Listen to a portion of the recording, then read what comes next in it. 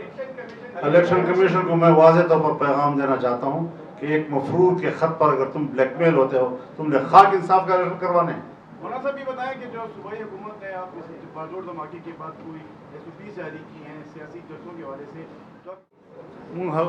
खल्क अल्तपखल level बांधे कला हुकूमत खल्क वरगली दी मतलब खबर है वर्त वाज़ेह कड़ेगा या तास और सर मुज़ाकरात के या तास के खिलाफ क़ुव्वत इस्तेमाल के ये भी मुंग तो परे यानी अगर जज्बाती माहौल को खल्क खबर कड़े लगा जी नो मुठ ओसम दावायु चे हुकूमत सियासी खल्क सर रखी और हुकूमत सियासी खल्क को मशावरत बांधे दी इलाके मशरानों तो मशावरत बांधे हिकमत अमली जोड़ की और दो खल्क सर मशवरा होगी रियासत ने मशवरा सर।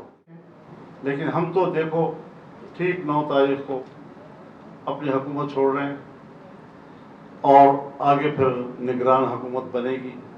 निगरान हुकूमत की फिर अपनी जिम्मेदारियां हैं, वो अपनी जिम्मेदारी निभाए और इलेक्शन पर वक्त कराए। मौलाना साहब ये बताइए कि आपने बात की रियासती इदारों की, क्या आप नहीं समझते कि तमाम जो दहशतगर्दी खैबर पख्तूनख्वा में 45 साल से हो रही है, हमारे रियासती इदारे मुकम्मल तौर पर नाकाम हो गए हैं? आप बातचीत को नहीं छोड़ना चाहते, आप बातचीत करना चाहते हैं, किसके साथ आप बातचीत करना चाहते हैं? अभी बातचीत क्यों कामयाब नहीं हो पा रही? देखिए, जब तक रियासती इदारे सियासी लोगों को मुशावरत में नहीं लेंगे, तन्हा परवास करेंगे, अपने इदारे में बैठकर फैसले करेंगे, उस वक्त तक उनके फैसलों को अवामी तायीद नहीं मिलेगी, सियासी सपोर्ट नहीं मिलेगी और उस वक्त तक फिर किसी कोई कामयाबी भी नहीं मिल सकेगी। मौलाना साहब आपकी माशाल्लाह बहुत मौसर आवाज़ है और तमाम सियासी जमातों की तजावीज़ भी आपने ले ली। इस पूरे इलामिया में खुदकुश हमले के अल्फाज का जिक्र नहीं है। क्या खुदकुश हमले पाकिस्तान के अंदर हराम हैं, हलाल हैं, फतवे बाकायदा जारी हो चुके हैं? जी, मैं चूँकि पहले तकरीर में कह चुका हूँ, आप तो मौजूद नहीं थे, मैंने उसमें 3 अपने हवाले से, दूसरी जमातों ने भी किए होंगे लेकिन अपने हवाले से 3 दस्तावेज़ात का जिक्र किया है। एक इज्तिमा जो पेशावर में हुआ था जिसमें 25,000 उलमाए किराम शरीक हुए और वो तहरीरी एक एलामिया है जिसमें इस किस्म की तमाम कार्रवाइयों से उलमाए किराम ने लाताल्लुक़ी का इजहार किया था। फिर उसके बाद यही करारदाद हम कोयटा ले गए, 10,000 उलमाए किराम ने वहाँ पर शिरकत की उसमें। इस तरह फिर सिंध और बलूचिस्तान में भी कन्वेंशन हुई उस हवाले से। फिर तमाम मकातिब फ़िक्र पर मुश्तमिल एक इज्तिमा लाहौर में हुआ, उसका एलामिया भी मैंने खुद लिखा था और एक हर्फ की भी उसमें किसी ने तब्दीली गवारा नहीं की, मिन नान उसको कबूल किया, इजाफा हुआ क्योंकि गुफ्तगू जब होती है तो कुछ नुकात बढ़ जाते हैं। ये दूसरी दस्तावेज़ थी हमारी। तीसरी जो विफाकुल मदारिस अल अरबिया पाकिस्तान की सतह पर उलमाए किराम ने किया, जिसमें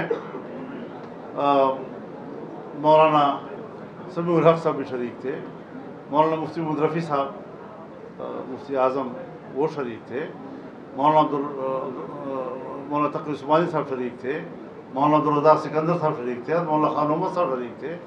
इन तमाम उलमाए किराम की मौजूदगी में पूरे मुल्क के तूल अर्ज़ में, यानी मैं कहता हूँ कराची हो, तुरबत हो, गिलगित हो, चतराल हो, पूरे मुल्क से उलमाए किराम आए थे और मुत्तफ़क़ा तौर पर कहा कि हमारे मकासद पाक और दीनी मकासद हैं, लेकिन इन मकासद के लिए असलहे का इस्तेमाल ये गैर शरई है। इस पर तमाम ने इत्तेफाक राय किया था। ये तीनों दस्तावेज़ मैंने कौमी असम्बली में अपनी तकरीर का हिस्सा बनाकर स्पीकर को पेश किए थे डाइस पे जाके। तो ये चीज़ मैं चूँकि पहले तकरीर में कह चुका हूँ कि दहशतगर्दी के हवाले से हमने 22 साल गुजारे हैं। 9/11 के बाद जिस तरह का पॉलिसी यहाँ मुल्क में बनाई गई और जिस तरह के नौजवानों में इश्तिआल आया और मजहबी तबके में जो इश्तिआल आया, उसको हमने किस हिकमत से कंट्रोल किया और आज किस तरह मुल्क के अंदर दीनी मदारस काम कर रहे हैं और सही तौर पे काम कर रहे हैं, कोई अब मसला नहीं है मुल्क के अंदर। तो इस पर हमारी एक तारीख़ है और ये खुदकुश पाकिस्तान में खुदकुश क्या नफ्स से बंदूक उठाना मकासद के लिए, ये भी हम समझते हैं कि ये गलत है, हमें आईन और कानून के अंदर चलना चाहिए। इंतखाबात हम देखें तो इस सूबे में ANP और पीपल्स पार्टी को इसी तरह निशाना बनाकर मुस्तक से बाहर रखने की कोशिश की गई। لیکن اس بار جماعت اسلامی سراج الحق صاحب پر بھی ایک حملہ ہوا پچھلے دنوں اور آپ کی جماعت پر یہ حملہ ہوا ہے جو بہت بڑا ہے، تو کیا یہ کوئی سازش ہے ان مذہبی قوتوں کو سسٹم سے باہر رکھنے کی؟ حضرت سب لوگوں کو اس مرحلے سے گزرنا پڑا ہے. آپ جانتے ہیں کہ میرے اوپر 3 حملے ہوئے، میرے گھر پر 3 راکٹ آئے، میرے بیٹے کے اوپر حملہ ہوا.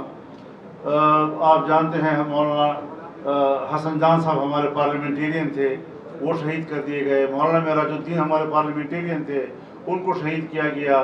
مولانا نور محمد صاحب وانا کے وہ ہمارے پارلیمنٹیرین تھے، ان کو شہید کیا گیا. مفتی نظام الدین شاہ مزید سے لے کر ہمارے مولانا محسن شاہ صاحب تک، یہ تمام علماء کرام کی ایک لمبی فہرست ہے جو اس سے دہشت گردی کا نشانہ ہوا ہے.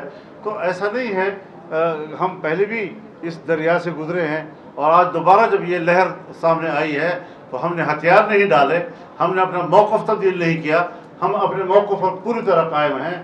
مولانا سمیع الحق صاحب اسی محاذ میں شہید ہوئے. تو یہ ساری چیزیں ہمارے اوپر گزری ہیں اور تلخ زندگی ہم نے گزاری ہے، لیکن تحمل کے ساتھ، برداشت کے ساتھ، آئین و قانون سے وابستہ ہو کر. اور اب بھی میں تمام کارکنوں کو پورے ملک میں یہی کہوں گا کہ صبر اور تحمل اور برداشت کا دامن نہ چھوڑیں. مولانا صاحب یہ آپ نے اعلامیہ میں بات کی اور ابھی جو حکومت ہے وہ بھی ایک بات کر رہی ہے کہ افغانستان سائڈ میں ایسے عناصر ہے جن کو افغان میں طالبان حکومت نے منع کی ہوئی ہے. ابھی آپ نے اعلامیہ میں بات کی، اس پر سیاسی جو قوتیں پاکستان کی ہیں کب اکٹھی ہوں گی، کب ان سے بات کریں گے؟ دیکھیے ہمارے جو سرحدات ہیں تاریخی طور پر وہ اتنے مضبوط نہیں ہیں.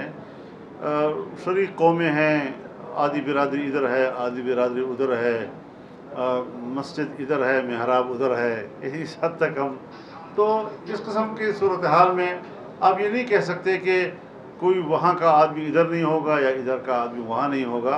تو اس حوالے سے ہمیں ایک مشترکہ اقدامات کے لیے حکمت عملی بنانی ہوگی اور ہمیں اپنے تعلقات مضبوط رکھنے ہوں گے، کیونکہ افغانستان کا استحکام یہ پاکستان کی ضرورت ہے اور پاکستان کا استحکام یہ افغانستان کی ضرورت ہے.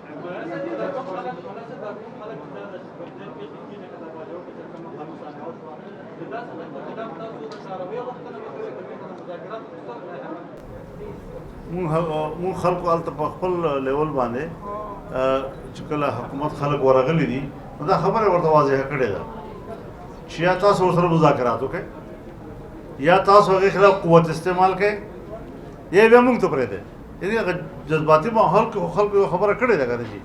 نو موږ اوس هم دا وایو چې حکومت د سیاسي خلکو سره کښېني او حکومت د سیاسي خلکو په مشاورت باندې د علاقې مشرانو په مشاورت باندې حکمت عملي جوړه کړي او دو خلکو سره د مشوره وکړي، ریاست د مشوره سره وکړي. د خلکو سره ډېره مهرباني، شکریه.